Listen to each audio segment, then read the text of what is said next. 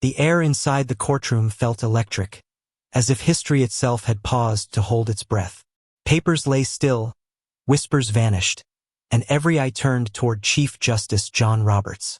His usually stoic face betrayed something rare: surprise. No one expected this response, and when Jasmine Crockett spoke, even John Roberts had to take notice. It wasn't just an argument. It was a declaration, sharp and unshakable, cutting through the arrogance that had filled the chamber. And then came Roberts' reaction. A flicker of respect so undeniable, it left the entire courtroom stunned. This wasn't just another day in court. The stakes stretched far beyond the polished wood benches and towering columns. At its core, this was about who gets to define truth in America: those who wield power with smug certainty, or those who carry lived experience and refuse to be silenced. The antagonist, cloaked in authority and dripping with condescension, spoke as if dignity could be dismissed with a smirk. Every word reeked of entitlement, designed not to uncover truth, but to belittle it. And then, across the aisle, sat Jasmine Crockett, unshaken, her presence a quiet rebuke to every insult hurled her way. Where arrogance barked, she answered with poise. Where prejudice sneered, she stood anchored in purpose. For every viewer who has ever felt overlooked, mocked, or underestimated, this moment carried their weight too. The imbalance of power seemed overwhelming, as if the courtroom itself tilted in the villain's favor. But history has always turned on unexpected pivots.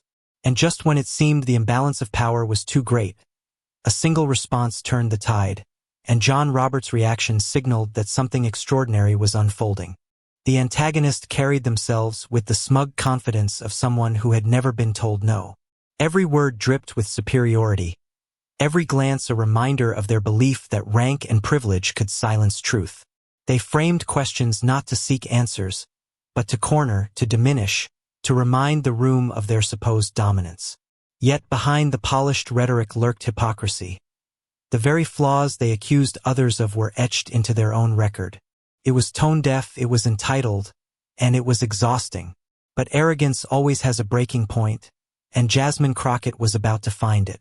Jasmine Crockett's story was never one of privilege. It was one of persistence. She came from a community where struggle wasn't abstract. It was daily life.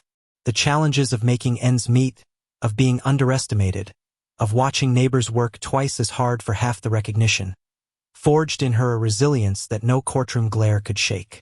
Service became her compass.